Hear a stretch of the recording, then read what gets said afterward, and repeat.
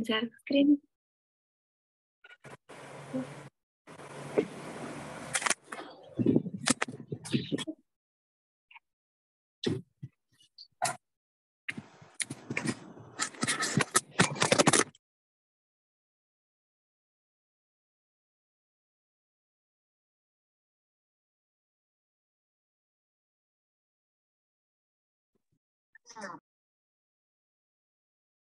Baik, apa sudah terlihat share screen-nya? Sudah, Ibu. Ya, baik, terima kasih, Bu. Assalamualaikum warahmatullahi wabarakatuh. Selamat pagi, teman-teman teman-teman dosen dan mahasiswa yang mengikuti IndoMS School 2023. Hari ini kita akan masuk ke pertemuan 8 ya, kita belajar bersama-sama mengenai sandi blok berbasis SPN. Apa yang akan kita pelajari dalam sandi blok berbasis SPN, karena sandi blok berbasis SPN ini termasuk ke dalam salah satu sistem kriptografi modern ya. Jadi kita akan mengenal bersama dulu apa itu kriptografi modern. Kriptografi modern, kemudian rangkaian bit dan operasinya. Ya, kalau di dalam kriptografi klasik kita mengenalnya, biasa mengenkripsi dan dekripsinya huruf ya, tapi kalau di kriptografi modern nanti kita akan mengenkripsi dan dekripsinya dia dalam bentuk bit atau bit 01 ya. Kemudian operasinya apa? Nanti operasi sederhana yang sering digunakan dalam kriptografi modern itu ada operasi XOR, exclusive OR itu ya. Kemudian produk sistem kriptografi itu seperti apa? Ini ada chipper alir dan chipper block.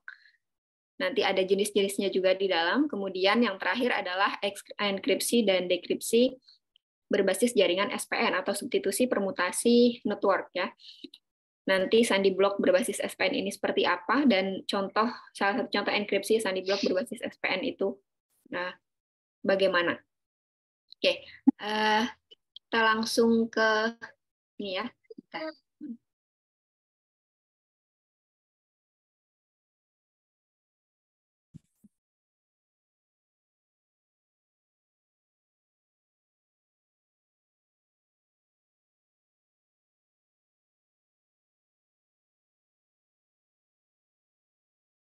Baik, kriptografi ya seperti yang tadi ya sudah disinggung sedikit tentang kriptografi modern.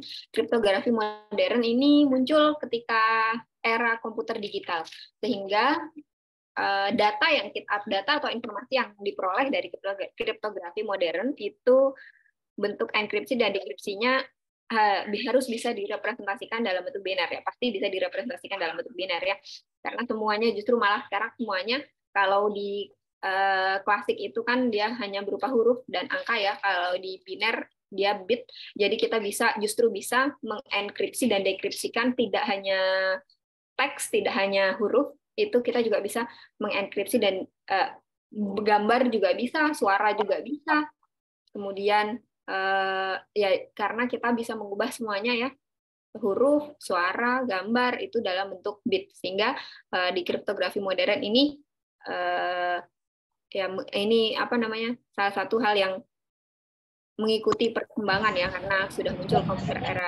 era komputer digital, jadi ya sistem keamanannya juga harus berkembang. Kemudian teknik dasar yang digunakan dalam kriptografi modern ini sama seperti yang ada di klasik. Kalau yang di klasik itu kita gunakan salah satunya ini ya, sistem permutasi dan transposisi. Kemudian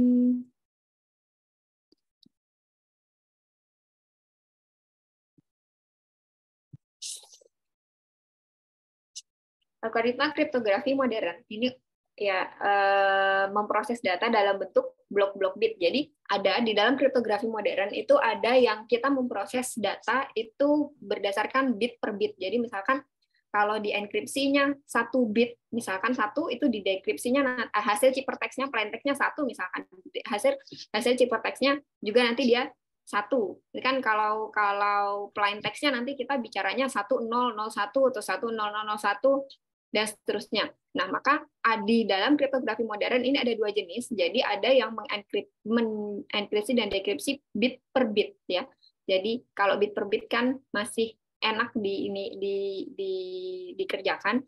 Nah, ada yang dalam bentuk blok-blok bit. Jadi misalkan satu bit dalam bentuk blok-blok bit. Jadi misalkan dia dibagi plain text kita punya 10111 yang panjang, kemudian dia dibagi per blok-blok. Boleh ada yang membaginya menjadi 4 bit, ada per 4 bit, ada yang membagi menjadi per 5 bit, ada yang membagi menjadi per 6 bit dan seterusnya. Tergantung dari aturan nanti yang akan dipakai. Misalkan ini ya, kalau saya punya plain text ini 1001101001111. Nah, ini kalau kita mau bagi blok bit yang panjangnya 4 ya dibagi 4 ya, 100110101011, di mana setiap blok menyatakan bilangan desimal dari 0 sampai 15. Ini kenapa 0 sampai 15 ya, karena kalau dibagi menjadi 4 ya, berarti nanti kemungkinannya ini akan ada 16 dari 00 itu ya. 0000, kemudian 0001, 0010 dan seterusnya. Ini kan nanti akan ada 16. Maka kalau di sini aturannya adalah setiap blok menyatakan bilangan desimal 0 sampai 15, ya berarti nanti kita akan punya 1001 ini merepresentasikan 9, 1010 nanti merepresentasikan 10, 0111 ini merepresentasikan 7. Sama, nanti kalau dibagi nanti plain text yang ini kita bagi menjadi bit yang panjangnya 3, ya berarti nanti ini 33 isinya 10 seperti ini ya. Nanti kita akan punya ini, maka di mana setiap blok nanti menyatakan bilangan desimal dari 0 sampai 7. Berarti ini nanti akan ada 8 ya. Kita punya 8 kemungkinan. Maka dari sini kita akan peroleh 100 ini merepresentasikan 4, 110 ini merepresentasikan 6, 100 merepresentasikan 4, dan 111 nanti merepresentasikan 7. Bagaimana kalau kita membagi, tapi ini kan kebetulan dibagi panjangnya 4 dan 3, habis dibagi semua. Bagaimana kalau misal kita bagi bitnya panjangnya itu tidak habis dibagi, misalkan kita bagi 5 ya, seperti ini ya, kita bagi blok 5 bit, kan jadi 10011, 01001, kemudian di sini ada tersisa 11. Nah, di sini sudah ada ya, jadi bit-bit kita akan menambahkan padding bit atau bit semu. Bit semu itu bisa ditambahkan di sini misalkan 000 ya. Ini bisa ditambahkan 0, bisa ditambahkan 1, bisa ditambahkan bit yang berulang misalkan 01, 01 dan seterusnya. Jadi boleh 000 semua, boleh 111 semua atau 0101 yang berulang ya. Nanti asalkan semua nanti menjadi bit yang rangkaian bit yang sama panjang, sama-sama terdiri dari 5 bit. Nah, di sini ada aturan ya, aturan blok yang berukuran 4 bit yang disebut dengan heksadesimal. Rangkaian bit itu dibagi menjadi blok yang berukuran 4 bit dan representasi dalam heksadesimalnya seperti ini. Jadi kalau 000 ini merepresentasikan 0, 001 merepresentasikan 1, dan seterusnya ya, sampai 111 ini merepresentasikan F. Misalkan plain text yang kita punya tadi, yang 10011 dan seterusnya itu ya, itu dibagi menjadi 4 blok 4 bit, kan menjadi 1001, 1010, dan 0111. Kemudian dalam notasi hex ya, tinggal ini dalam notasi heksadesimal ya, atau kita akan punya 1001 ini adalah 9 ya, representasinya ini dari 9. Kemudian 1010 ini representasinya adalah A, dan 011 ini representasinya adalah 7 ya. Ini ya. 9A7. Kemudian operasi apa saja yang sering digunakan operasi apa yang digunakan dalam kriptografi? Operasi sederhana yang digunakan dalam kriptografi modern ya. Itu adalah operasi XOR atau exclusive OR. Di sini kita notasikan sebagai ini ya, sebutnya O+, notasi O+ ya, tambah sebenarnya operasinya ya 0 tambah 0 sama dengan 0, 1 tambah 0 sama dengan 1, 0 tambah 1 sama dengan 1, 1 tambah 1 sama dengan 0. Ini kalau kita lihat ternyata sama dengan penjumlahan modulo 2 ya. Jadi operasi XOR itu tadi itu sebenarnya sama dengan operasi penjumlahan modulo 2. Sifat-sifat operasi XOR apa saja? Ya sama seperti ini ya. Kalau saya punya A tambah A, maka kalau ABC-nya adalah ubah boolean, maka saya punya A tambah A ini sama dengan 0, AO plus A ya sama dengan 0, AO plus 0 sama dengan A, ini adalah sifat identitas ya. Kemudian A plus B sama dengan B plus A, ini adalah sifat komutatifnya. Dan yang terakhir adalah sifat asosiatifnya. Nah, ini contohnya ini ya sederhana ya. Jadi kalau saya punya 10011 ditambahkan dengan 1111 ini yang penjumlahan bit per bit 11, 1 tambah 1 0, 0 tambah 1 dan seterusnya. Nah, algoritma enkripsi sederhana yang menggunakan XOR adalah meng-XOR-kan plain text P dengan kunci K untuk menghasilkan ciphertext C. Jadi, kalau algoritma ini enkripsi yang paling sederhana di kriptografi modern itu yang menggunakan XOR untuk mendapatkan ciphertext. Jadi, kita punya plain text-nya pertama adalah tadi dalam bentuk rangkaian bit, kemudian kuncinya juga dalam rangkaian bit, pasti ciphertext-nya dalam rangkaian bit. Jadi kita punya enkripsinya adalah C sama dengan tinggal plain text ditambahkan dengan K, kita sudah bisa mendapatkan ciphertext. Begitu pula nanti kalau kita mau menentukan plain text-nya, itu tinggal ciphertext-nya ditambahkan dengan kunci K. Kita akan memperoleh plain text-nya. Nah, ini contohnya ya. Misalkan saya punya plain text huruf K dengan kunci 9. Berarti kalau ini berarti kita akan ubah dulu K dan 9 ke dalam rangkaian bit 8 bit ya. Maka berdasarkan tabel ASCII 8 bit, ini untuk tabel ASCII 8 bit sudah pernah lihat bentuknya, sudah pernah tahu bentuknya belum ya? Teman-teman di sini ya.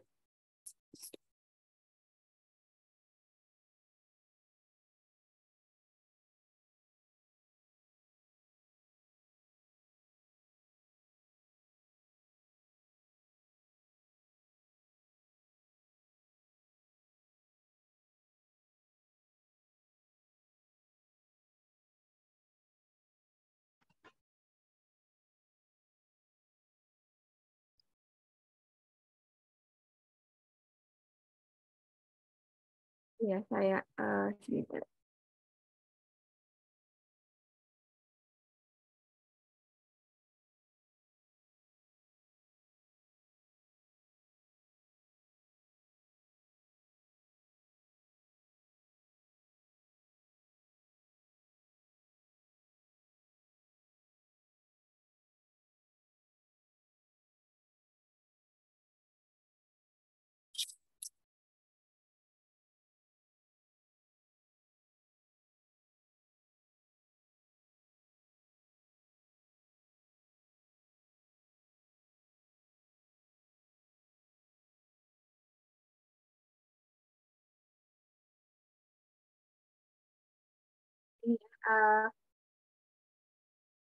Jadi ada banyak kode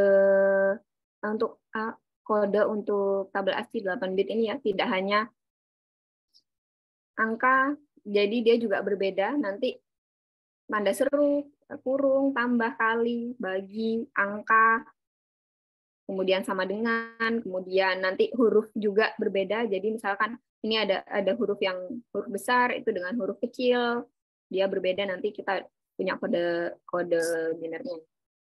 Nah, di sini misalkan saya punya tadi K-nya K besar ya. Ini berdasarkan tabel ASCII. Ini sudah saya cek. Kalau berdasarkan tabel ASCII kita punya huruf K-nya adalah 01001011. Kemudian kuncinya ini adalah 9. Ini juga berdasarkan tabel ASCII 0011110001. Maka kita akan punya ya hypertext-nya ketika ditambahkan dengan exclusive OR tadi, 0 tambah 0, 0, 1 tambah 0, 1, 0 tambah 1, 1, 0 tambah 1, 1, 1 tambah 1, 0, 0 tambah 0, 0, 1 tambah 0, 1, 1 tambah 1, 0. Ini hypertext-nya ya. Ini nanti dicek lagi di tabel ASCII, ternyata ini adalah karakter R kecil. Jadi, kalau di kriptografi modern ini kita lihat huruf per huruf ya. Jadi misalkan ya kalau ada satu kata, misalkan katanya adalah saya seperti itu. Nah, berarti nanti ini S diubah ke dalam bit ke 88 bit, nanti dicek S itu 8 bitnya apa, A-nya juga dicek, Y-nya juga dicek, A-nya juga dicek. Kemudian ditambahkan dengan kuncinya, misalkan kuncinya sama 9, nanti hypertext-nya jadi apa? Coba ya, ini kan mudah ya, sederhana. Kalau saya mau tahu ininya aja. Kalau misalkan katanya ini deh, saya. Ini kira-kira hypertext-nya apa?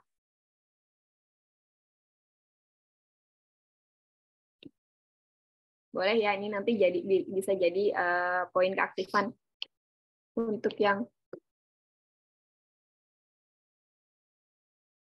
saya A-nya S-nya besar, A-nya besar, Y-nya besar, A-nya besar. Kira-kira nanti dengan kunci yang sama, kuncinya 9, hypertext-nya nanti jadi apa? Sudah dirubah ke dalam karakter juga ya nanti. Ke dalam karakternya apa?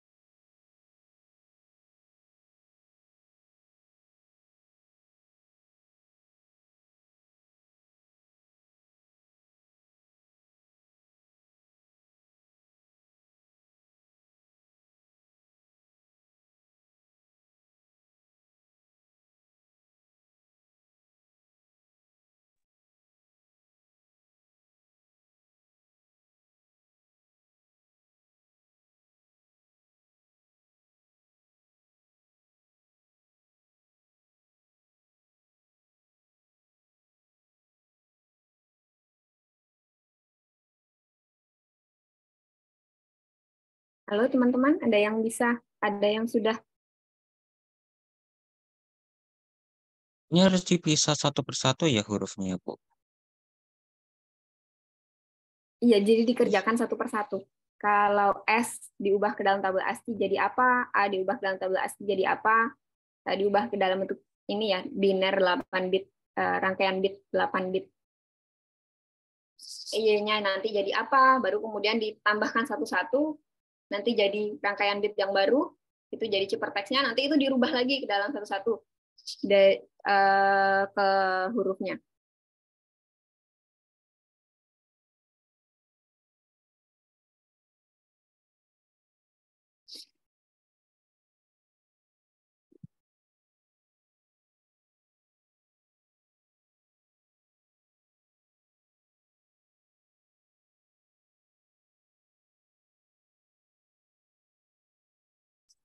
Oh ini ada yang menjawab ya via chat, tapi direct. Mas Jeki Saputra, Pak, ini 01010011. Kira-kira kalau dirubah ke dalam karakternya apa ini?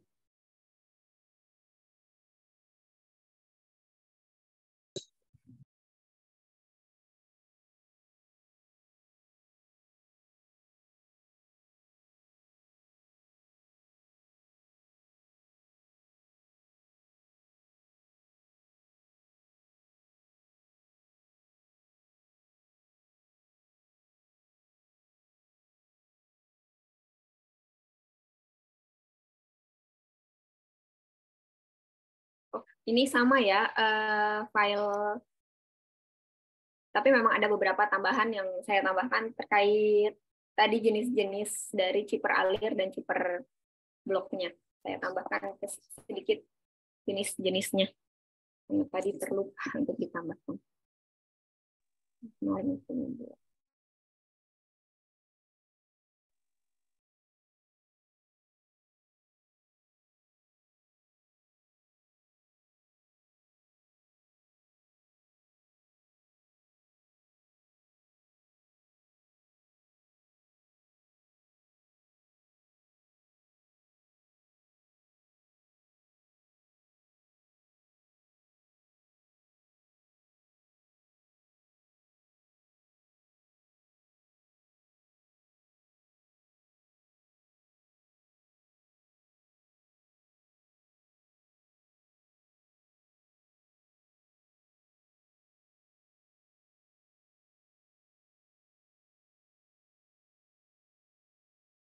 Ini.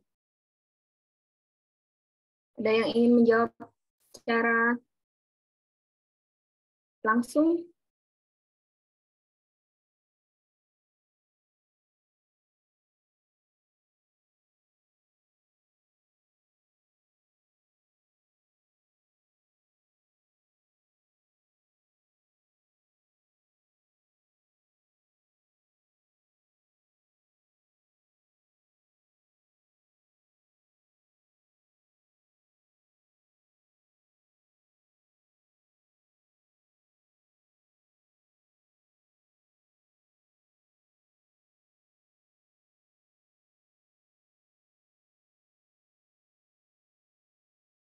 Ya, ini sudah ada beberapa jawaban yang di chat, di kolom chat. Ini ya, JX tandanya itu apa, tapi yang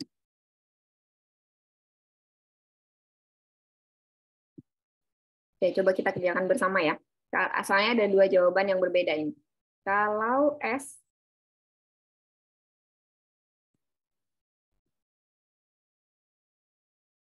besar berarti yang ini ya, 0, 1. Saya tulis di sini.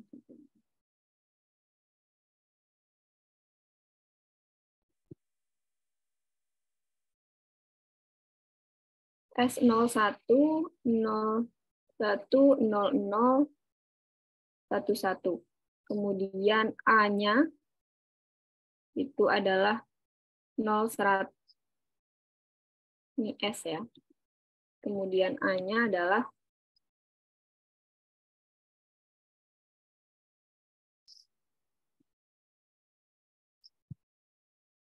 0, 100, 00, 1.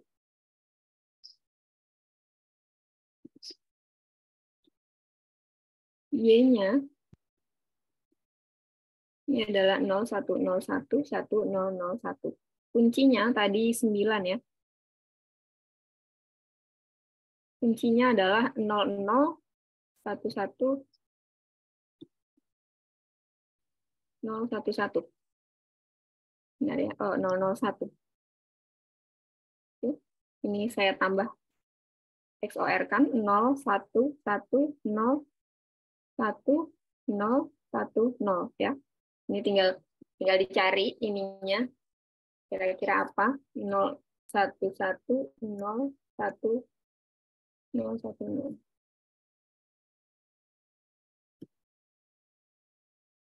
J ya, J kecil ya.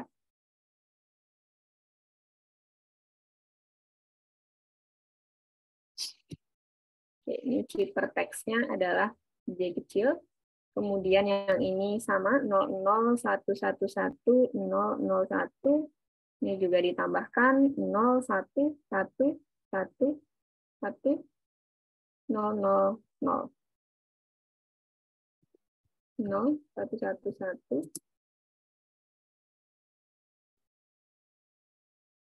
Ini X. Superteksnya adalah X. Kalau yang ini 00.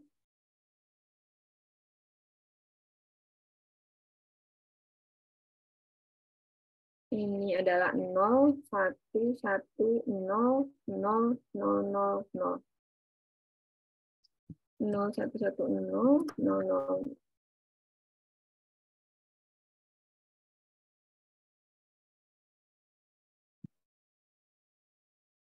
Ini adalah tanda yang di atas ya, aksen. Jadi ciphertext-nya adalah aksen. Maka saya, plain text saya, ini nanti ciphertext-nya adalah J, A-nya adalah X kecil, kemudian Y-nya adalah aksen yang di atas ya, dan X. Terima kasih. Nah, selanjutnya ya, itu operasi yang digunakan dalam kriptografi modern. Operasinya saya rasa tidak terlalu sulit, karena justru malah lebih sulit dari yang pertemuan pertemuan sebelumnya yang menggunakan modulo 26. Nah, kemarin kan modulo 26 dan seterusnya. Ini kan modulonya cuma modulo 2, jadi hanya jumlahan antara 0 dan 1. Ya, kalau ditambah 0 tambah 0 sama dengan 0, 0 tambah 1 sama dengan 1, 1 tambah 0 sama dengan 0, 1 tambah 1 sama dengan 0. Lebih sederhana, hanya tambah penjumlahan. Kalau kita pikirkan ya hanya penjumlahan 0 dan 1. Nah, seperti itu. Kemudian apa saja sih sistem kriptografi modern ya? Itu ada 2. Yang pertama cipher alir, yang kedua adalah cipher blok. Nah, ini tadi yang sudah kita singgung pada rangkaian bit sebelumnya. Ada bit-bit yang dioperasikan dalam kriptografi modern itu ada yang mengoperasikan bit per bit, ada yang mengoperasikannya per blok ya. Jadi kalau cipher alir ya, itu dia mengenkripsi plain text menjadi ciphertext bit per bit. Jadi satu karakter satu bit seperti yang kita lakukan tadi ya. Cipher alir itu disebut juga dengan cipher status sebab enkripsi tiap bit yang bergantung pada status saat ini.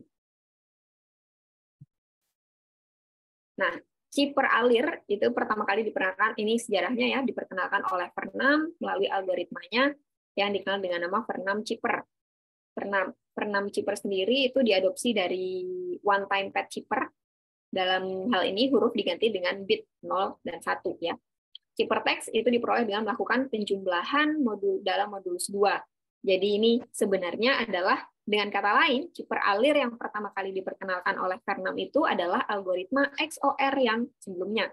Ya, dengan memperoleh ciphertext-nya itu adalah CI sama dengan PI tambah KI modulo 2, atau ya kita punya tadi ya, ini adalah PI tambah O plus ya, O plus dari KI, di mana KI-nya ini adalah, K-nya ini adalah kuncinya, P-nya ini adalah plain text-nya. Kemudian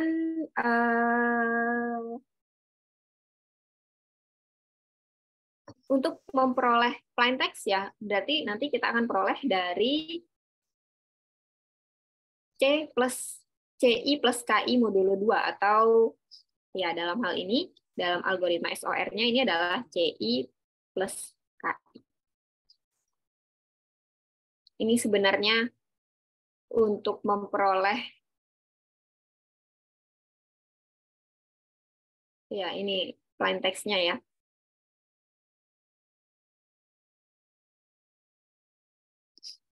Ini dia kenapa berbeda dengan yang sebelumnya. Kalau sebelumnya kita hanya P, C plus K yang di algoritma XOR ya. Karena di sini nanti kita bicaranya adalah tadi dia bit per bit, atau satu huruf itu diganti dengan satu bit. Jadi si CI-nya itu adalah, kalau saya punya huruf tadi si K tadi ya, sebelumnya itu adalah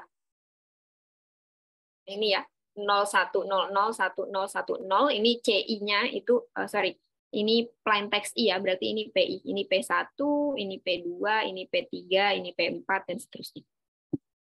Jadi ini P8 sampai P8. Oke. Nah, kemudian di dalam cipher alir itu ada yang disebut dengan pembangkit kunci ya, atau key string generator. Jadi pembangkit kunci dalam cipher alir itu seperti apa? Kalau misal saya punya plain text ya, ketika kita mau mengenkripsi dengan jumlahan modulus 2 atau algoritma XOR tadi, maka kita bisa membangkitkan kunci KI ya di keystream. Jadi ini pembangkit kunci di chip peralir itu yang membedakan dari algoritma XOR adalah K-nya itu dia dibangkitkan.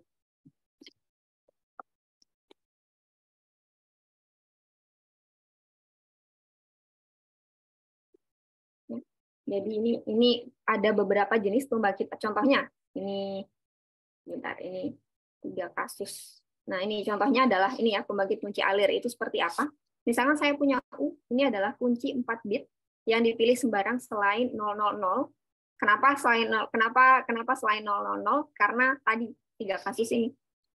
Keamanan chip peralir sendiri. Keamanan chip peralir itu ada 3. Yang pertama, kunci alir itu semuanya 0, maka ciphertext sama dengan plaintext. Otomatis kita tidak mendapatkan apa-apa ya. Kalau plaintext-nya sama dengan ciphertext, untuk apa? Kan seharusnya kriptografi adalah mau mengamankan ya. Harusnya kan nanti kuncinya ciphertext-nya pasti berbeda dengan plaintext-nya.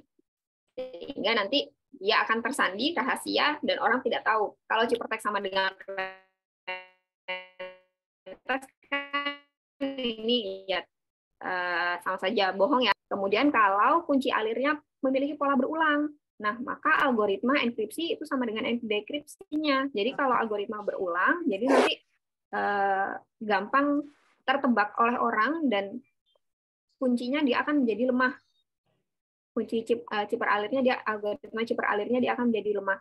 Sehingga yang ketiga, kasus yang ketiga adalah kunci alir itu harus benar-benar acak. Sehingga algoritma enkripsi menjadi sama dengan one time pad, berbeda dengan dekripsinya. Maksudnya nanti kalau kunci alirnya benar-benar acak, itu kita tidak bisa, tingkat keamanannya orang tuh tidak bisa, tidak dengan mudah ya, meskipun bisa tapi tidak mudah untuk menebak kuncinya seperti apa, sehingga tingkat keamanannya benar-benar sempurna. Maka pada kasus ini, kalau saya punya U, itu adalah kunci 4 bit, dipilih sembarang, tapi selain 000. Karena tadi untuk menghindari ciphertext dan plaintext-nya sama.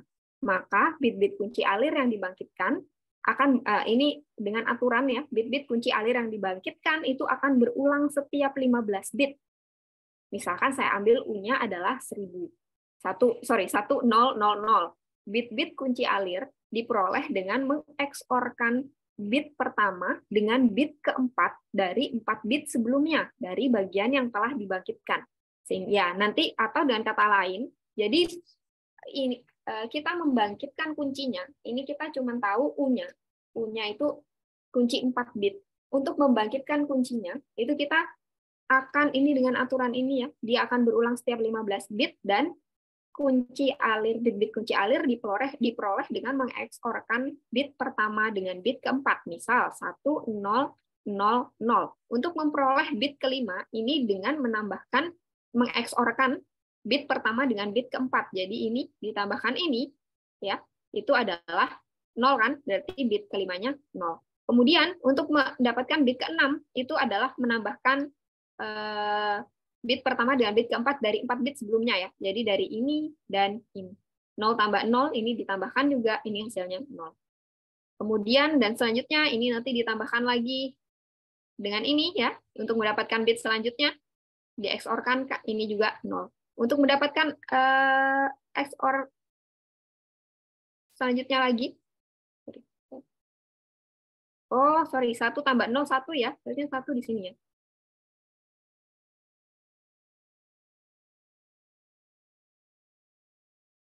1 tambah 0 harusnya 1. Di sini bit selanjutnya ya. Maka untuk bit yang ini berarti ini dengan ini. 0 tambah 1, 1 lagi.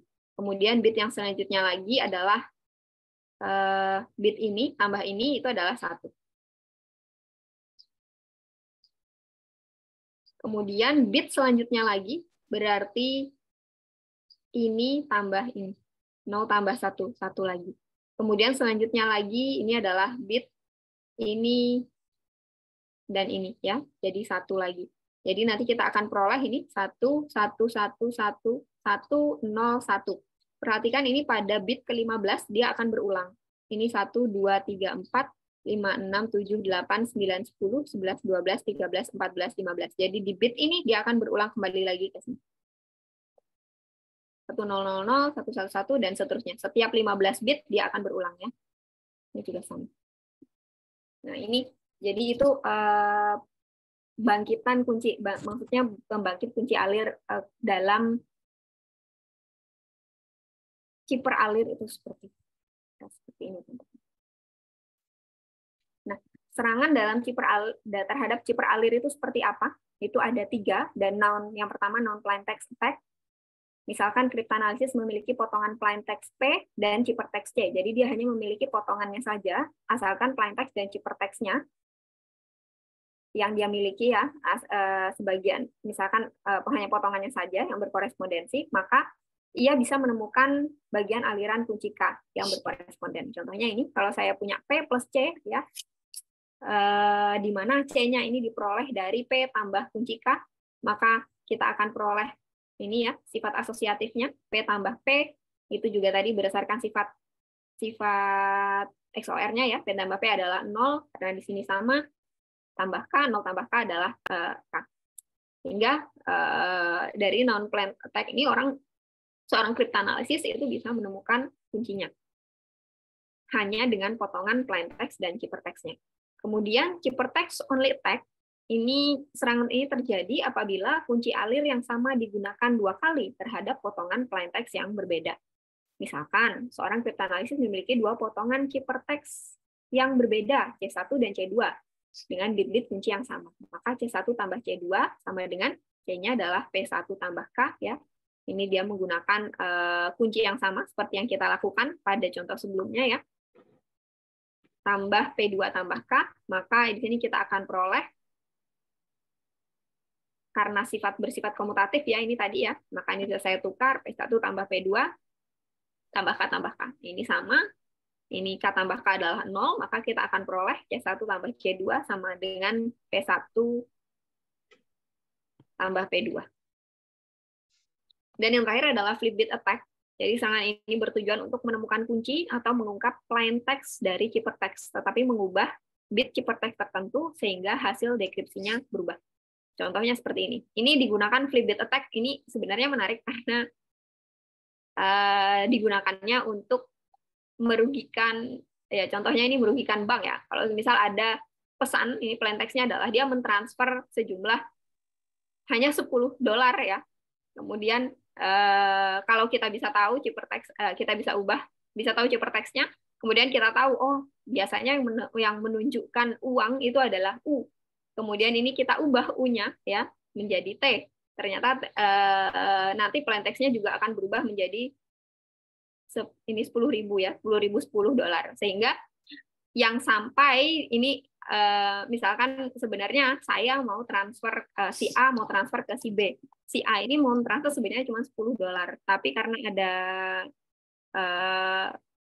seorang hacker seperti itu ya misalkan ya, dia mau mengubahnya bahwa ternyata si A ini mentransfernya nggak cuma $10 tapi $10.000. Jadi si banknya ini nggak tahu kalau ternyata yang ditransfer adalah, jadi yang dirugikan kan $10.000 $10. Yang dirugikan adalah si banknya. Justru ya flip bit attack ini sangat menarik karena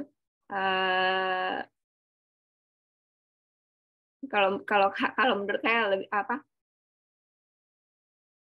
sangat menarik karena ya bisa merugikan salah satu pihak ya. Ini kan si ininya justru menyenangkan sekali kalau bisa kita bisa melakukannya. Tapi jangan ya, tidak untuk seperti hal-hal seperti itu digunakan. Kemudian jenis chipper alir. Nah ini apa saja sih jenis chipper alir? Jenis chipper alir itu ada beberapa ya. Ini ada salah satunya adalah RC4 atau ARC4. Ini biasa kita gunakan di protokol SSL, web atau WPA, Web Protect Access. Jadi WiFi yang yaitu menggunakannya RC4 itu ya. RC4 itu termasuk salah satu jenis chipper alir. RC4 ini memiliki generator untuk membangkitkan kunci alir yang kemudian dieksporkan dengan plain text pada proses enkripsi atau sebaliknya. Kemudian A5 ini adalah chipper alir yang digunakan untuk mengenkripsi transmisi sinyal komunikasi pada telepon seluler GSM. Ya, jadi A5 sendiri itu ada dua versi. Yang pertama yang digunakan di Eropa, A51 ya, itu lebih kuat, itu untuk melindungi lebih dari 130 juta pengguna seluler, telepon seluler. Kemudian A52 itu yang diimpor, jadi itu digunakan lebih dari 100 juta pengguna telepon seluler, tapi justru keamanannya lebih lemah daripada yang versi pertama.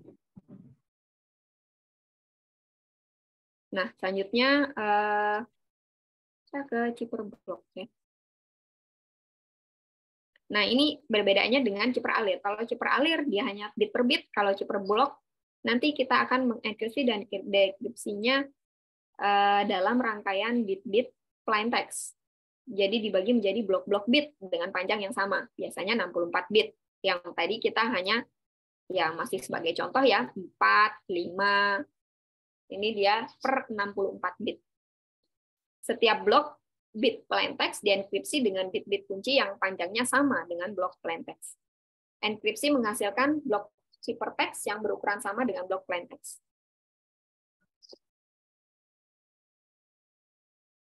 Karena tadi kalau plain text-nya ternyata tidak bisa dibagi, maksudnya tidak habis dibagi, artinya nanti plain text-nya ada sisanya ya, entah kalau sudah dibagi 64, misalnya dibagi 64 tadi ya, ternyata masih ada sisanya 3, nah berarti kita harus menambahkan padding bit atau blok bit tambahan ya, bisa tadi 000 yang kembar, 111, atau yang pola berulang, 01, 01, 01 yang berpola.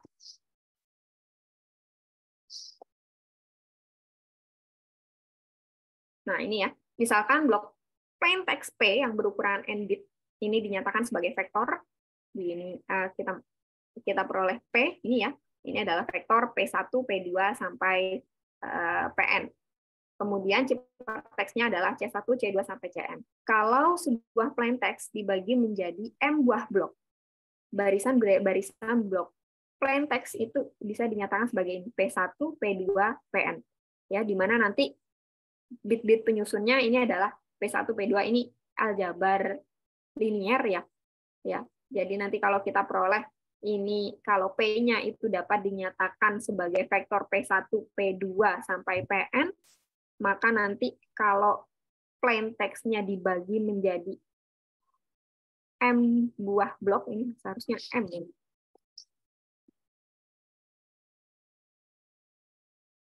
Maka nanti P1-nya itu adalah, ya ini ya, isinya adalah vektor-vektor P1, P2 sampai Pn, kemudian P2-nya juga nanti P1,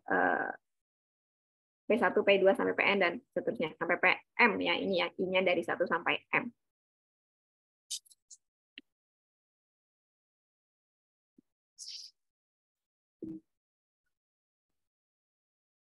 Nah, ini contohnya, kalau saya punya plain text 1011, 01, 000, 1010, kemudian N-nya adalah 4, ini mau dibagi menjadi 4, maka P1-nya adalah 1011, ya, ini tadi yang kalau diubah ke dalam bentuk vektor ya, kita punya ini tadi ya, vektor P1,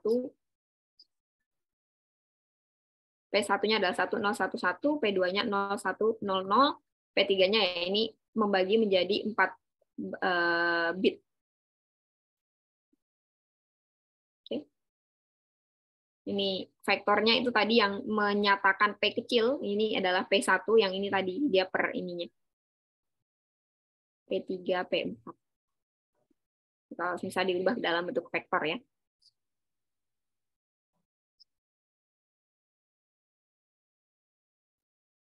Oke. Kemudian, nah ini enkripsinya, enkripsi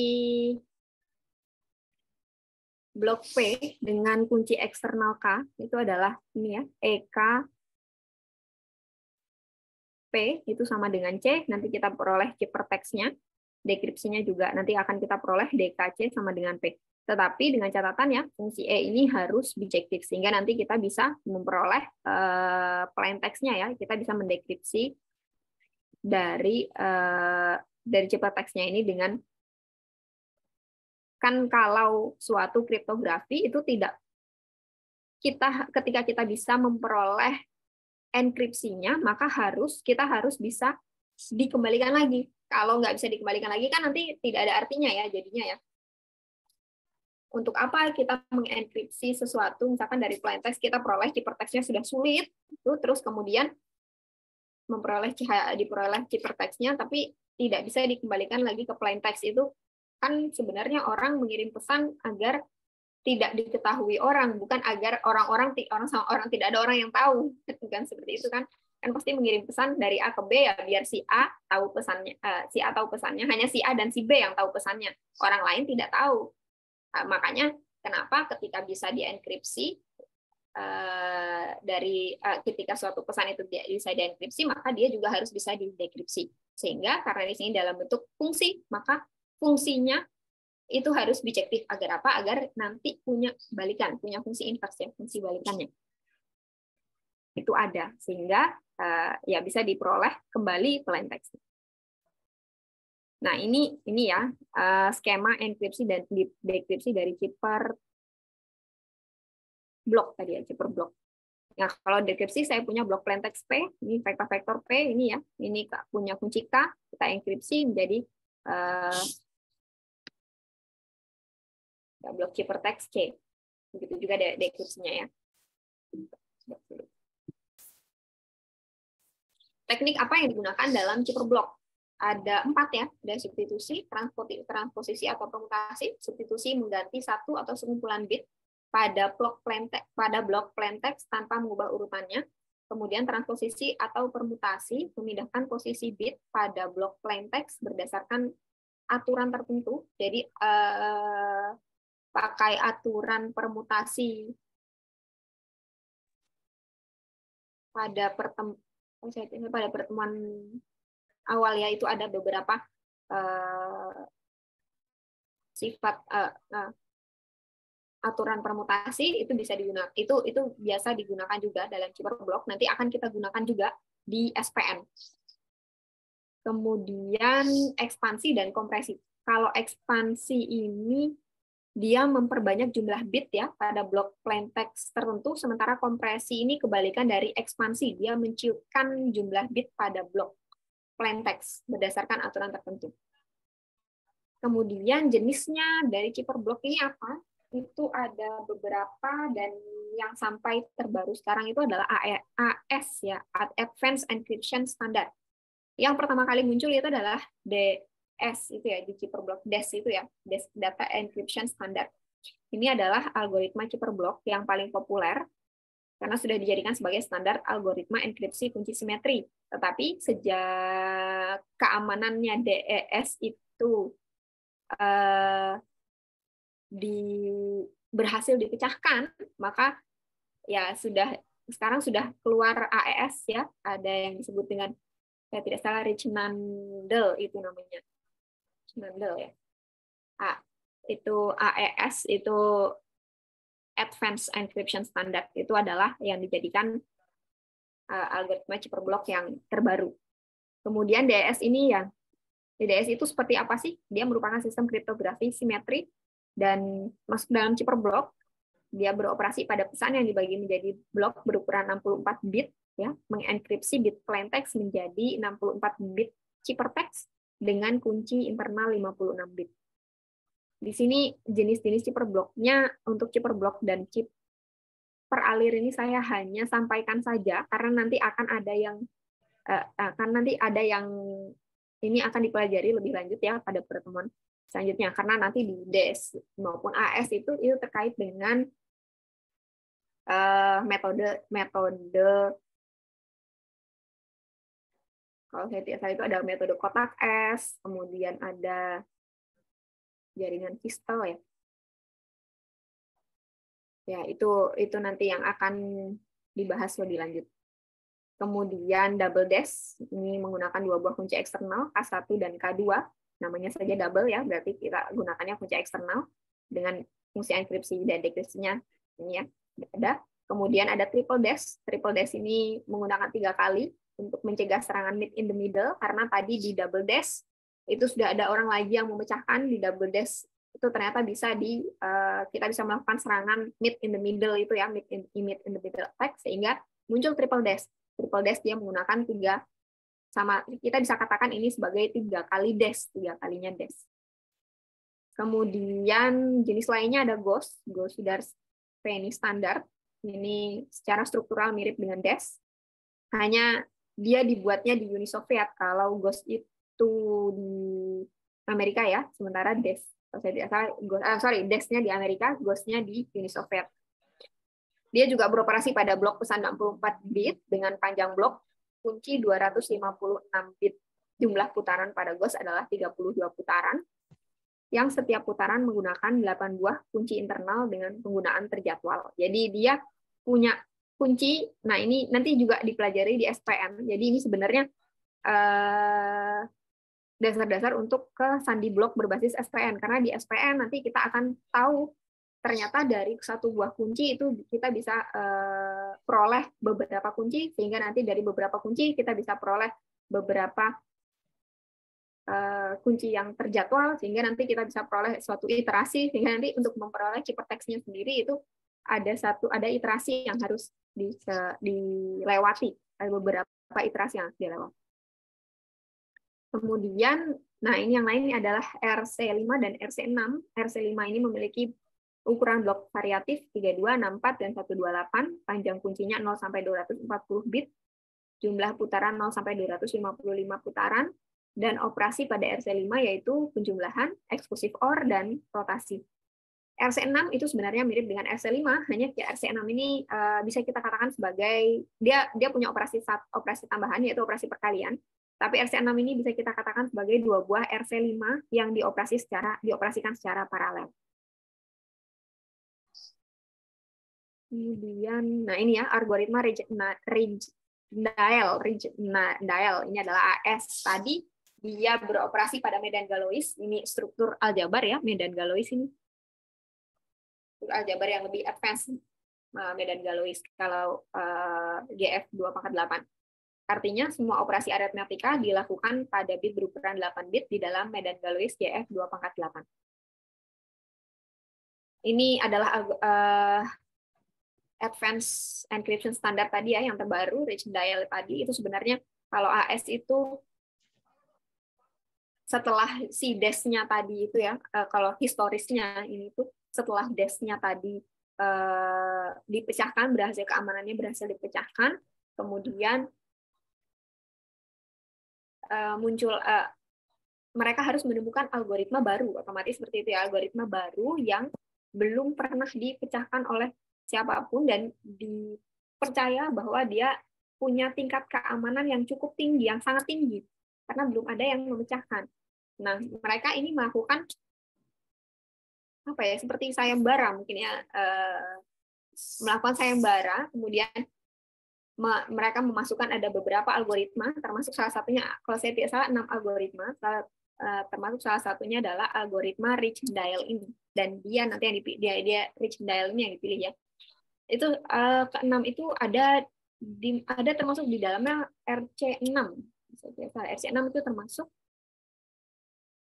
tapi yang dipilih sebagai kelanjutan dari dash ya, yang nantinya mereka namai sebagai AS atau Advanced Encryption Standard, itu adalah si algoritma Rijndael ini.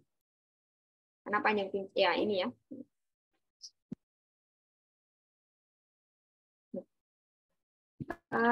Untuk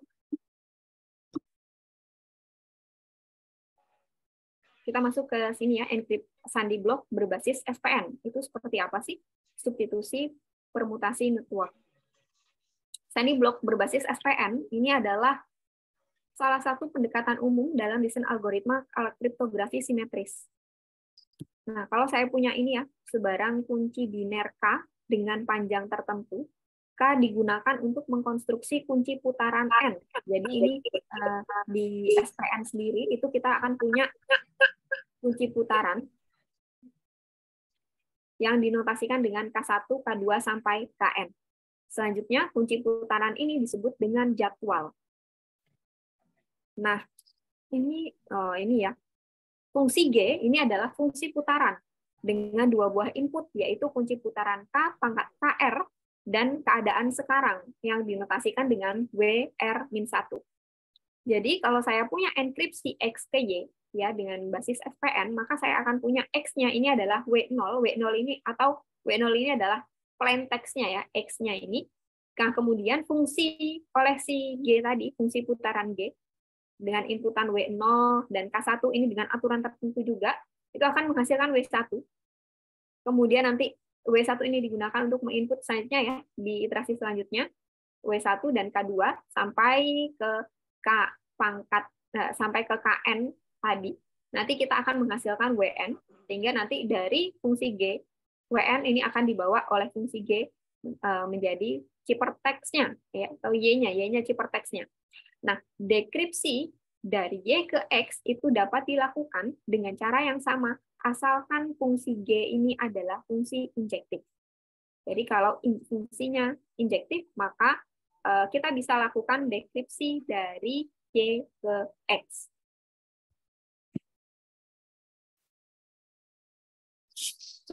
Substitusi permutasi apa sih sebenarnya? Tadi LMN ya. Jadi LMN itu adalah bilangan bulat positif. Kemudian ada dua buah, di sini melibatkan dua buah fungsi, fungsi PS dan fungsi PP, di mana PS-nya adalah 0 bit ya, 01 panjangnya sampai sepanjang L. Ini juga dari bit-bit 01 sepanjang L ke 01 sepanjang L, PP-nya juga dari 1 sampai LM. Ini adalah keduanya adalah fungsi permutasi PS dan PP-nya ya. Kalau saya punya P dan C itu adalah 01, artinya bit-bit 0 sampai 1, dan K-nya adalah kuncinya 0 sampai 1 sepanjang LM.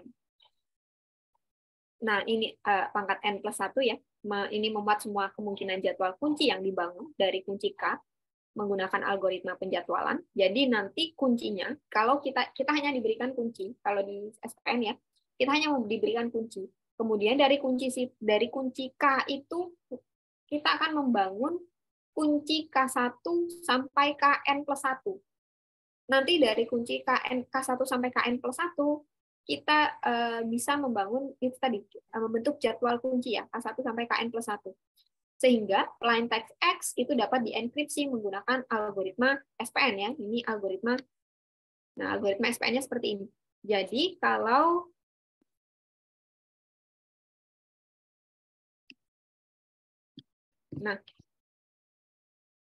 saya punya X-nya tadi plain text ya, W0, maka untuk R dari 1 sampai ini N-1 ya.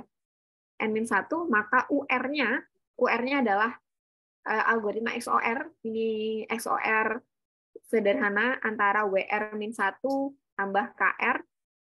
Ini untuk R ya, dari 1 sampai N-1. Maka untuk I dari 1 sampai M, kita punya VR-nya itu harus merupakan permutasi PS. Kemudian WR-nya ini adalah fungsi permutasi lagi. Sehingga nanti kita akan peroleh UN-nya sama dengan ini PS-nya, dan permutasi PP-nya ya, itu boleh, itu yang menentukan terserah siapa yang mau ditentukan aturannya, itu tidak maksudnya tidak pakem ya, terserah mau pakai aturan apa saja. Yang penting tadi syaratnya harus fungsi G-nya atau fungsi jadwalnya itu harus injektif ya.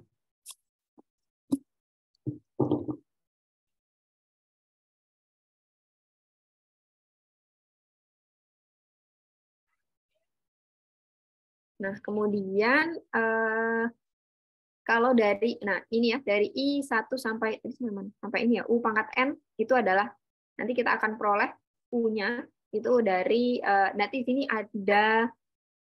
ada beberapa variabel, melibatkan variabel U, W, P, dan K tadi sendiri kuncinya ya. Nah, dari 1 sampai M, kita akan lakukan P, ini adalah permutasi PS, U, N. Sehingga nanti G-nya kita akan peroleh dari hasil algoritma XOR PN ditambahkan KN plus 1. Sehingga kita peroleh si J-nya adalah ciphertext-nya.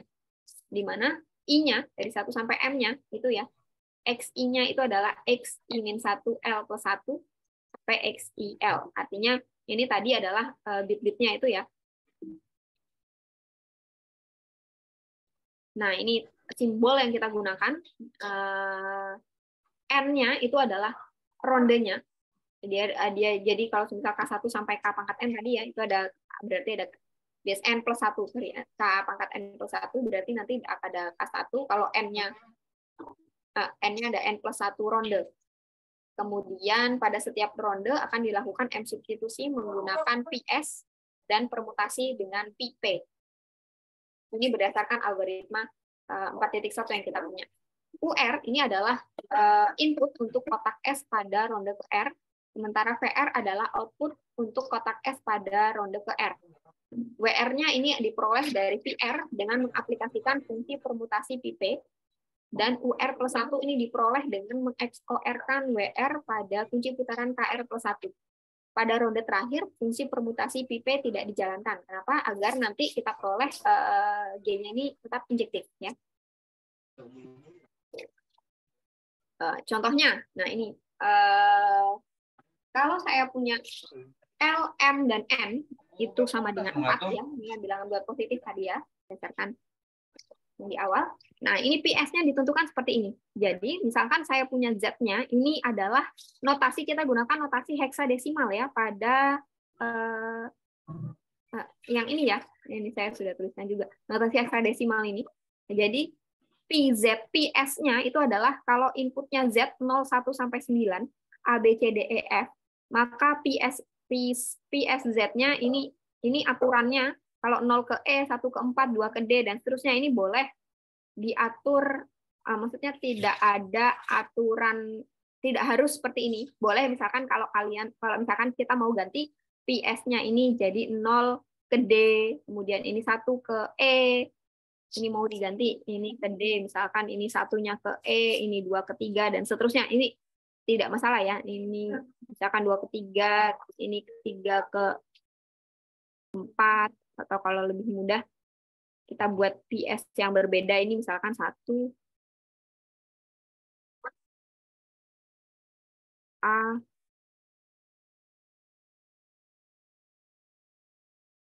dan seterusnya yang berbeda dengan ini, itu tidak masalah. Tapi di dalam hal ini kita gunakan yang ini saja dulu ya, untuk menyelesaikan, untuk memahami algoritma 4.1 itu sebenarnya seperti apa sih? Kan pasti tadi ini algoritma 4.1 banyak simbol dan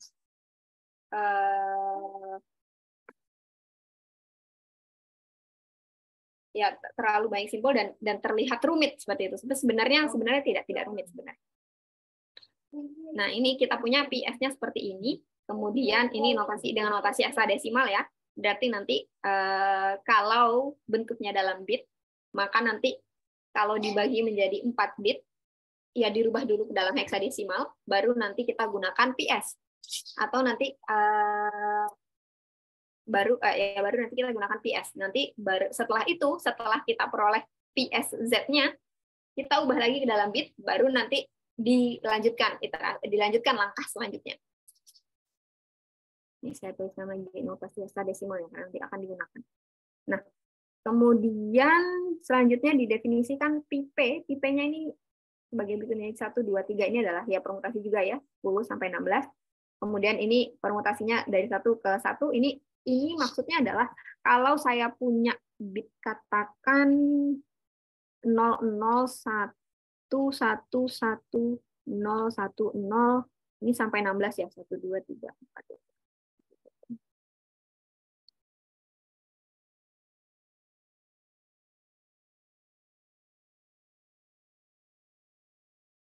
16. Nah, maka artinya PPZ-nya nanti ya, ini akan diperoleh misalkan ini adalah V1, maka nanti W1-nya ini adalah, jadi yang ini 0, kalau 0 itu dipetakan ke 1 ya, berarti ini 0. Terus kemudian 02 ini dipetakan ke 5, berarti di urutannya yang kelima. 1, 2, 3, 4, 5. 1 ya, sini. Kemudian 3, ini dipetakan ke 9, berarti di urutan yang ke-9. 2, 3, 4, 5, 6, 7, 8, 9. Ini ya, 1. Kemudian 4, 13, berarti nanti 9, 10, 11, 12, 13. Ini 0. Kemudian 5, ini 2. Berarti ini 2 ya, 0 yang ini. Kemudian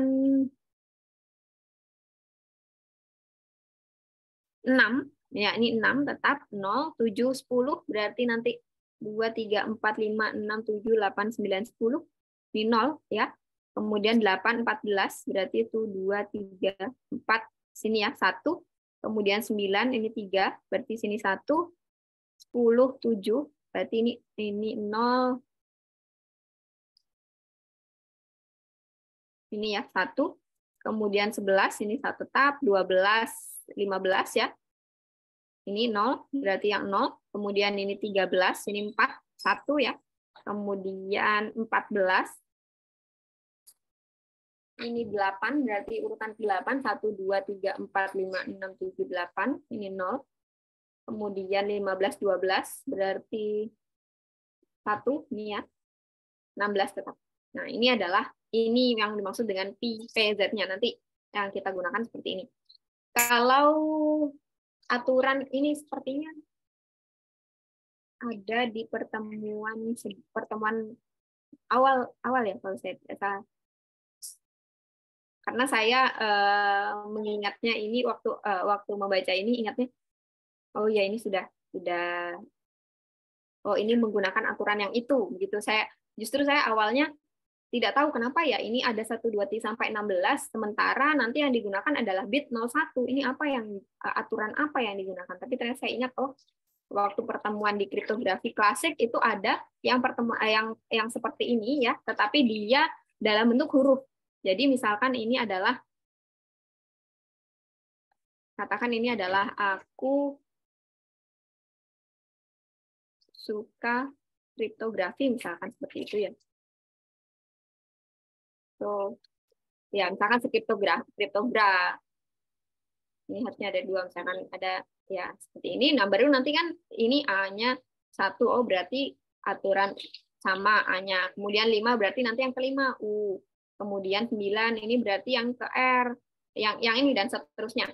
Nah, saya ingatnya itu, tapi ini karena biner ya. Jadi kan sama ya 010, hasilnya juga 01, 011, 01. Jadi kemungkinan kita akan melakukan kesalahan menulis antara 0 dan 1 itu sangat besar. Karena bisa jadi, oh ini tidak ada perubahannya antara 0, ini 00, ini 0111, ini 01. Kalau ini kan jelas bisa kita bisa lihat ya, oh ini apa ya? Saya lupa nama metodenya ini yang pergeseran ya. Seperti ini.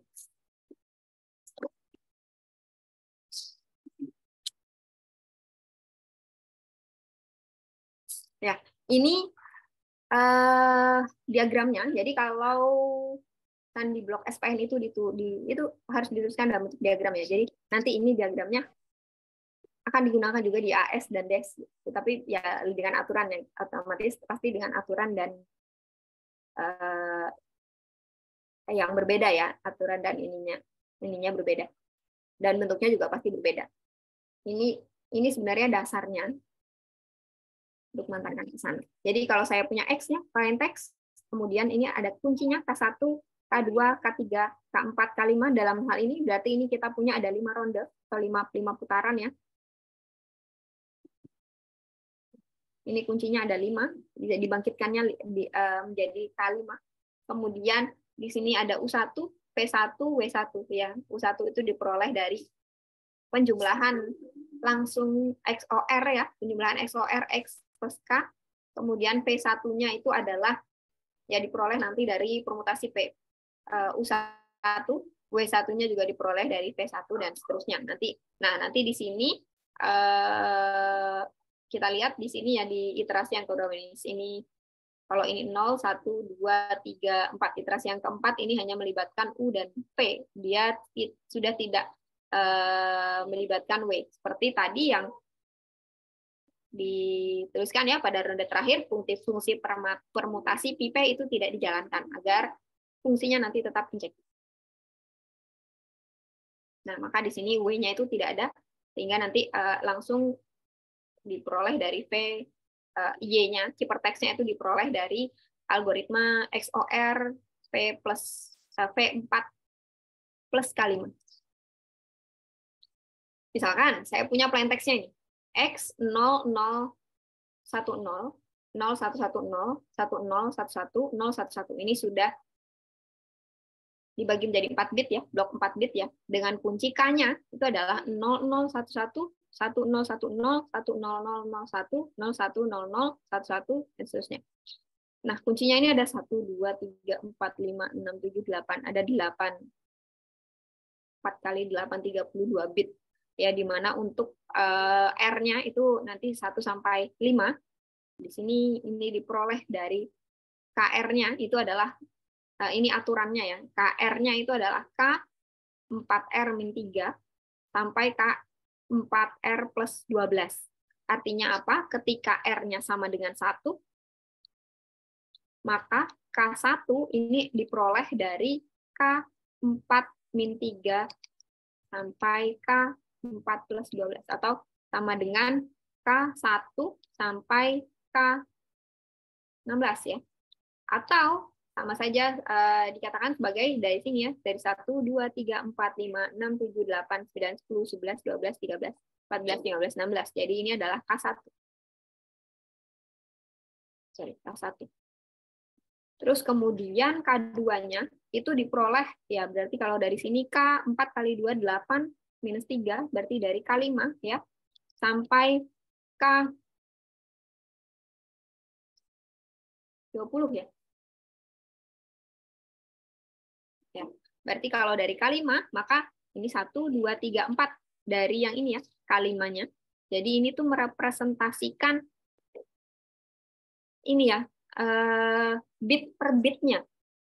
Maka kalau ini K2-nya adalah K5 sampai K20, ya berarti dari sini sampai sini itu adalah K5.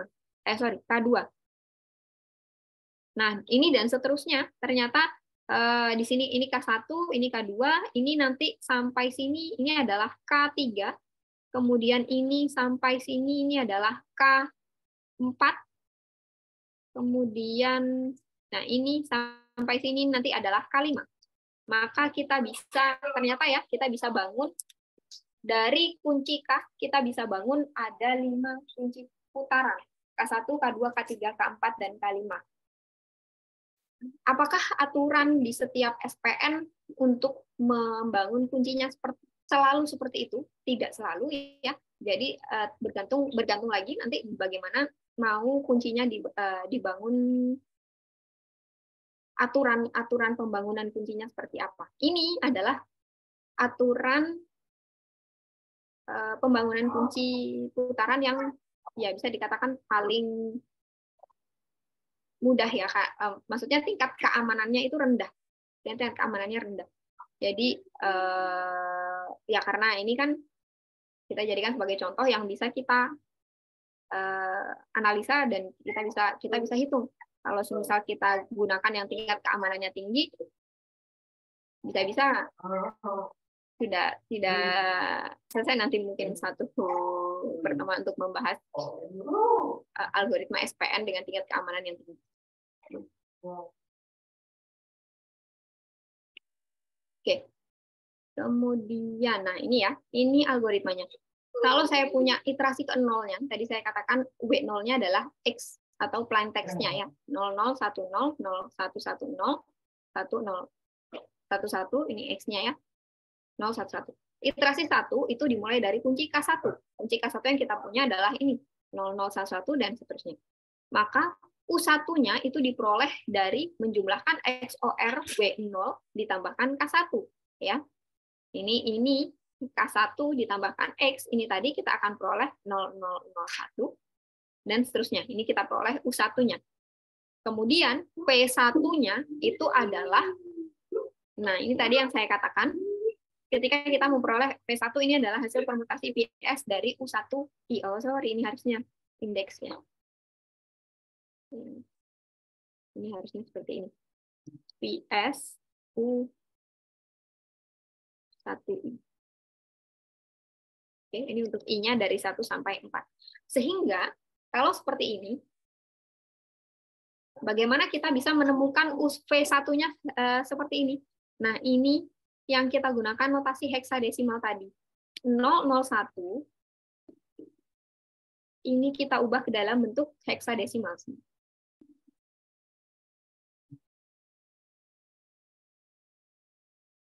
Ya, di notasi heksadesimalnya tadi berapa?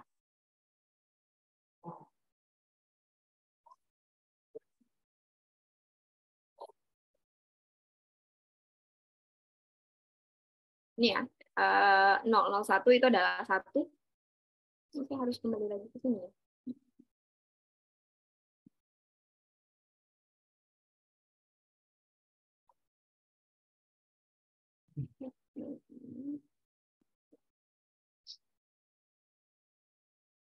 Kira-kira ada yang sudah bisa menebak tidak? Kalau 1100 ini notasi heksadesimalnya berapa?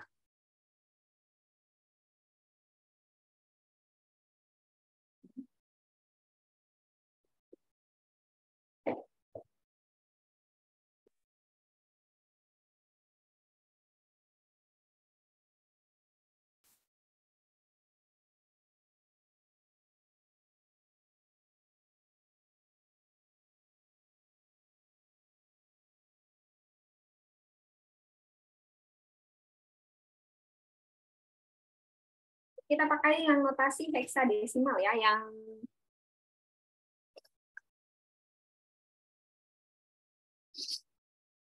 ya C ya. Jadi kita pakainya notasi heksadesimal, bukan yang 0 sampai 15 tadi itu. Ini C ya berarti ya. Terus kemudian 0010 itu notasi heksadesimalnya apa?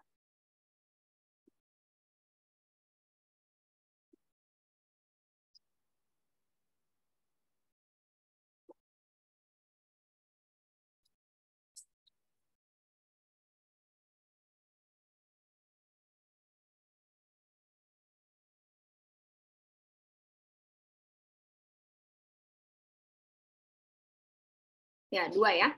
Kemudian 0011 ini notasi heksadesimalnya apa?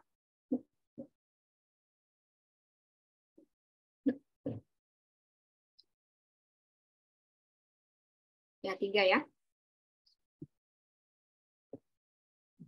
Nah, baru kemudian setelah dirubah ke notasi heksadesimal, M1C23 kita punya aturan PSZ-nya tadi. Jadi kalau 1 itu dibawa ke 4, maka tadi yang 1 ya, ini menjadi 4. Kemudian 1, C, 2, dan 3 ya. Kalau C tadi kita punya dibawa ke 5, kemudian 2 ini dibawa ke D, kemudian 3 ini dibawa ke 1. Oke, jadi 4, 5, D, 1.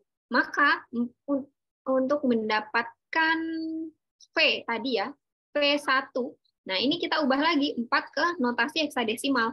0100, kemudian 5, 0101, kemudian D 1101, kemudian 1 ini adalah 0001 ya. Ini adalah V1-nya.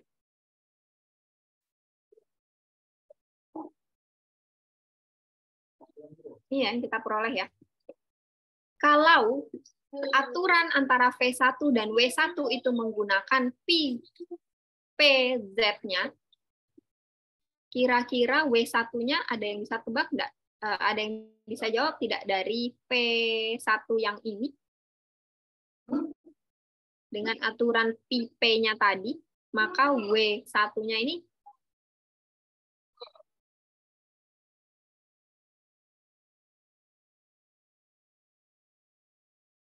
ya ini tinggal menggunakan PZ-nya itu tadi ya. Misalkan 01. Ya ini 010100. Ya berarti kalau 0 ini saya tulis 0101 1100 101 00 1. Oke. Maka ini dari 1 tetap ya, maka W-nya adalah 0. Kemudian ini yang ini 2 ke 5, berarti yang 5 ini ya 0. Kemudian 3 ke 9, berarti yang ini 1. Kemudian 4 13, berarti yang ini 0. 5 itu kedua, berarti yang ini ya 1. Kemudian 6 tetap 1, 7 10, berarti 10 yang ini ya 1. 8 14, berarti 0. 9 3, berarti yang ini ya 0. 10 7, berarti ini 0. 11 tetap 0. 12 ke 15 ini adalah 0. 13 ke 4 ini adalah 0 ya. 14 ke 8, 8-nya 1. 15 ke 12 ini ya 1. 16 tetap 1. Maka kita akan peroleh W1-nya adalah 0 0 1 0 dan seterusnya. Itu hasil W1-nya. Nah, kemudian lanjut lagi ke iterasi yang kedua berdasarkan diagram SPN-nya ini ya, W1. Kemudian dari situ kita lanjut ke iterasi kedua dengan menggunakan kunci K2. Sama, jadi nanti dari untuk mendapatkan U2 itu adalah jumlahan algoritma XOR W1 tambah K2 ya, K2. Kemudian nanti V2-nya sama kayak tadi. Ini diubah lagi ke dalam notasi heksadesimal, dilakukan permutasi, diubah lagi ke dalam bit. Kemudian dari situ kita akan peroleh V2. V2-nya nanti W2-nya ini kita akan peroleh dari permutasi bit per bitnya. Baru nanti lanjut lagi ke iterasi ketiga. Iterasi ketiga sama nanti jadi U3 ditambah U3 itu hasilnya adalah, nah ini saya jadikan ini coba.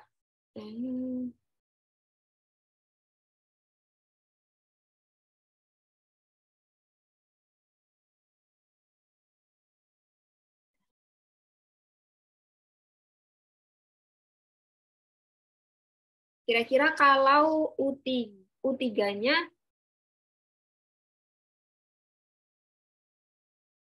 ini sudah ada iterasi yang ketiga berapa hasilnya ya? Ada yang ini kan gampang ya untuk iterasi ketiga U3-nya. Berarti U3-nya nanti diperoleh dari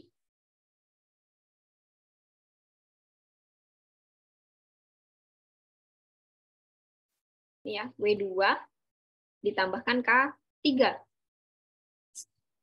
Semudah ini. Sama, nanti V2-nya juga begitu.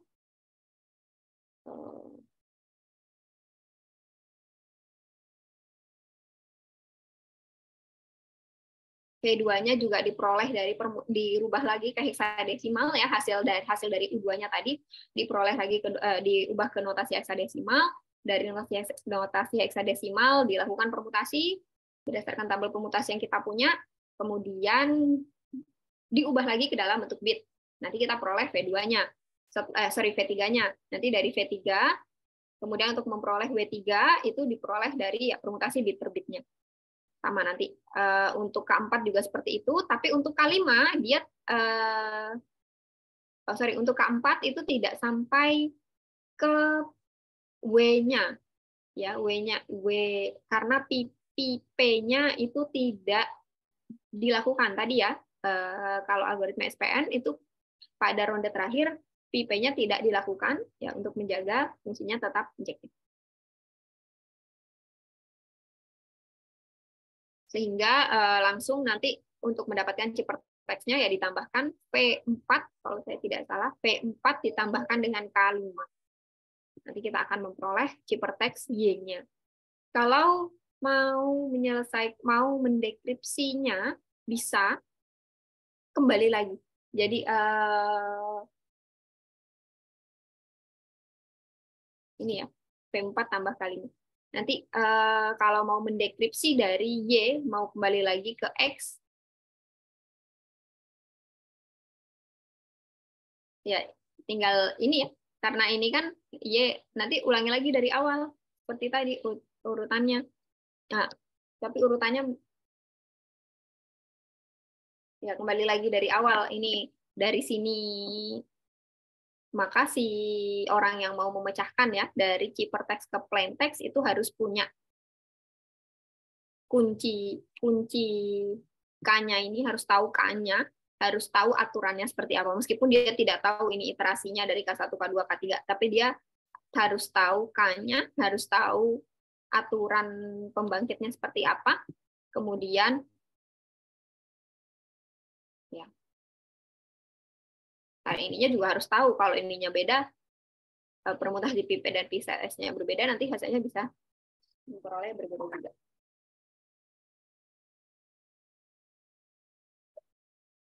Sampai sini apakah ada yang ingin didiskusikan?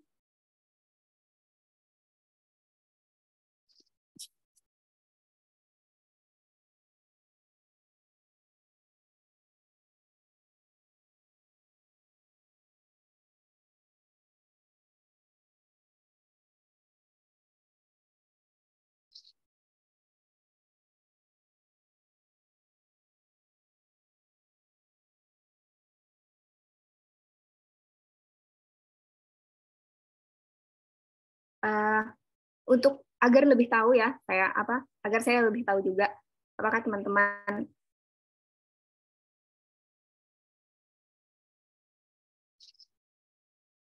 memahami iterasi, memahami sandi blok SPN ini atau tidak, maka saya berikan ini tugas ya, untuk mengenkripsi dengan plain text dengan PS yang sama, kuncinya sama, tetapi plain text X-nya tidak sulit tugasnya. Plain text S-nya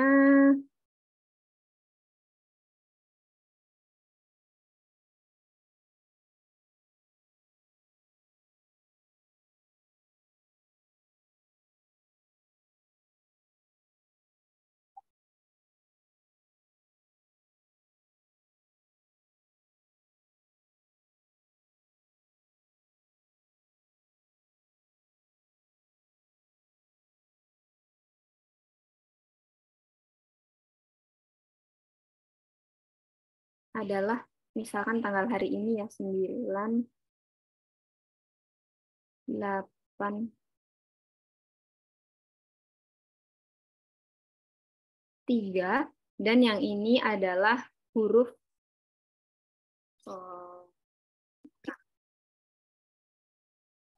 ini plain text-nya. Berarti kalau plain text-nya bentuknya seperti ini, maka ini harus dirubah dulu ke dalam bentuk bit ya, dengan notasi heksadesimal ini. Ya, ini 9, ini 8, ini 3, sini ada. Oh, sorry, K-nya B. B lah ya, B.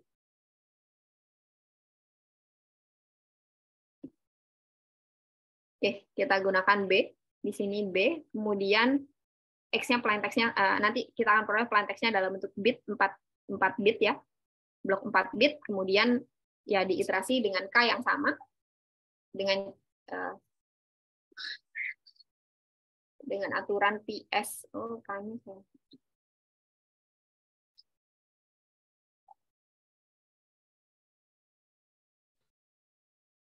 K-nya 32 bit ya. Oke, K-nya di sini ini ya. 00, 01, 1100, 0011, 0101, 110.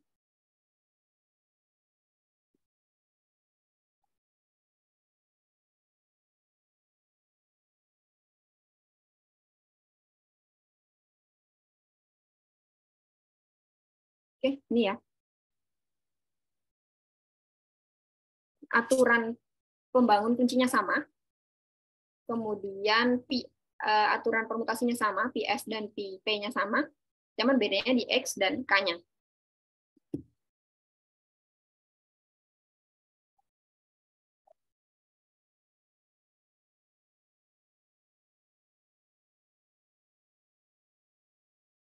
Oh ya, nanti yang ASCII juga dimasukkan ya. Dimasukkan ke LMS, nanti saya akan. Oke, ini ya, tugasnya ini ya, untuk yang plain text-nya ini tugasnya. Satu saja. Hanya seperti ini. Nanti ya, nanti Y-nya seperti apa? Super text.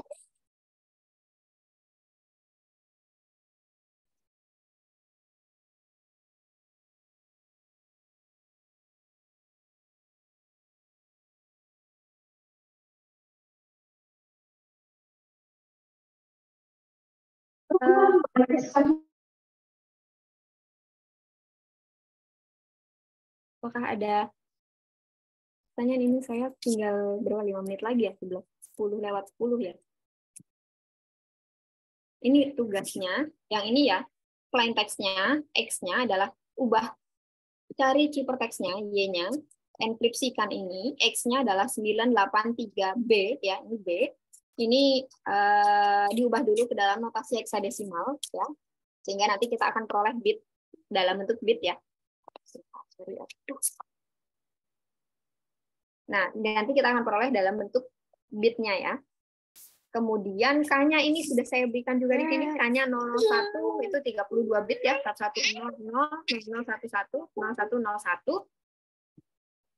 Kemudian dari situ dengan aturan PS, permutasi S dan permutasi P-nya itu sama. Aturan pembangun kuncinya K-nya juga sama. Hanya yang berbeda plain text dan kuncinya saja, K-nya saja. Ini K-nya yang ini, X-nya ini. Izin konfirmasi, Bu. Iya. Untuk soal yang Ibu berikan di contoh itu berarti X-nya adalah 26B7 ya? Oh, yang di contoh ini ya, yang Iya. Saya kan saya 010. konfirmasi dari Ya, yang ya. X-nya kembali ke Y-nya itu berarti kan kembali ke 4 bit yang tadi berarti mengacunya. Iya. Ini maksudnya kalau diubah ke dalam bentuk notasi heksadesimal ya. Iya, nggih. Oh iya. Berarti kan X-nya 26B7, nanti baru Y-nya juga dikembalikan lagi ke notasi heksadesimal. Oh, gitu. Karena kan yang diinginkan kan plain text sama saya sama. Oke, Iya. terima kasih. Ya, sama-sama.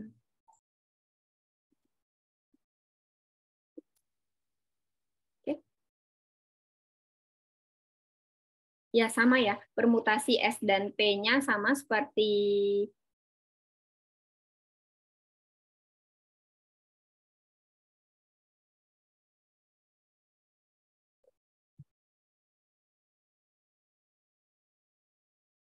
atau ini ya, apa namanya, lebih menarik lagi kalau saya juga pengen tahu kalau permutasi S dan P-nya dibuat berbeda tergantung ke kreatifan masing-masing ya. Bisa ya. Ini kan apa permutasinya, permutasi yang sederhana. S dan P-nya bisa dibuat sesuai kreativitas masing-masing, bisa ya. Tidak harus seperti ini karena memang permutasi S dan P itu dalam algoritma SPN itu tidak harus seperti ini. Dia bisa bermacam, berarti kan bermacam-macam bentuk permutasi ya, tidak hanya satu seperti ini. Oke, ada pertanyaan lagi? Izin bertanya, Bu. Iya. Y itu tuh maksudnya itu yang dari plain text itu sampai ke key 5 ya? Sampai kunci ke-5 ya? Sampai K5. Oh ya. Iya. Oke, makasih. Ya, sama-sama. Oh, dikumpulkannya di ini ya. Ke email saja ya. Atau di LMS ada? Ke email saya saja deh. Ya Bu, nanti bisa di LMS kumpul tugasnya. Oh, bisa di LMS ya Bu. Oh ya, baik di LMS aja deh kalau begitu. Oke, kalau tidak.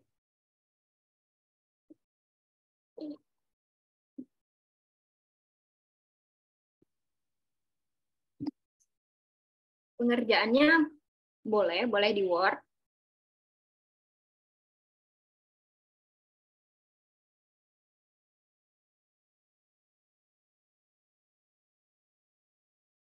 Oke.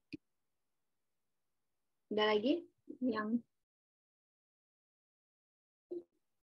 dikonfirmasi? Oh, batas pengumpulan sampai sore ini ya? Sore ini bisa ya? Tidak sulit kan ini? Dia hanya tidak rumit juga tugasnya.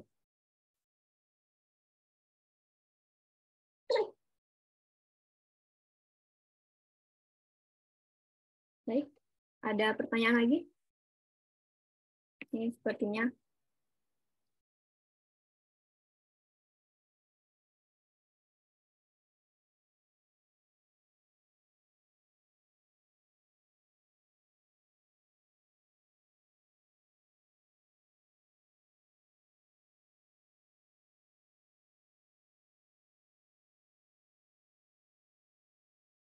Oke lah, malam ya, malam 2359.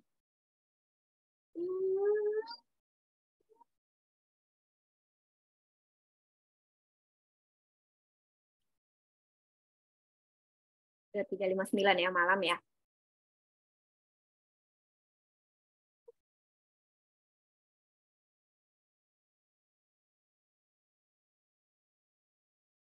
Ya, apakah ada pertanyaan lagi terkait materi kita hari ini? Kalau tidak ada, ini sepertinya waktu saya sudah habis nih. Fitriani. Ya, baik, terima kasih Bu Merita atas penjelasannya. Tadi juga ada tugas ya. Ada tugas, kemudian dikumpulnya di kelas nanti paling lambat hari ini pukul 23.59. Ya. Oke. Baik, terima kasih banyak Bu Merita atas materinya dan penjelasannya. Mohon izin Ibu nanti minta tolong dikirimkan kembali yang terbaru. Baik, Ibu. Dan tabel yang 8 bit rasanya diperlukan itu ya tadi ya. Oke, baik, terima kasih. Kemudian ini mohon izin juga nanti rekaman kuliah Ibu akan di-share di YouTube ya Bu Merita. Baik, Ibu. Ya, sehingga nanti para peserta yang mungkin tadi ketinggalan atau kurang menyimak bisa bisa mengulang kembali rekamannya. Insya Allah setelah converting nanti akan saya langsung upload. Terima kasih banyak Bu Merita. Baik, terima kasih Fitriani, terima kasih teman-teman semuanya. Ya. Oke, baik. Saya akhiri pertemuan ke-8 ini. Jangan lupa untuk mengisi absennya bagi yang belum. Saya akhiri. Assalamualaikum warahmatullahi wabarakatuh. Waalaikumsalam. Waalaikumsalam. Terima kasih Bu Fitriani. Ya, terima kasih Bu Merita. Sampai ketemu lagi. Ya, Bu. Sampai Bu. Oke, mohon izin menutup meetingnya ya Bu. Baik.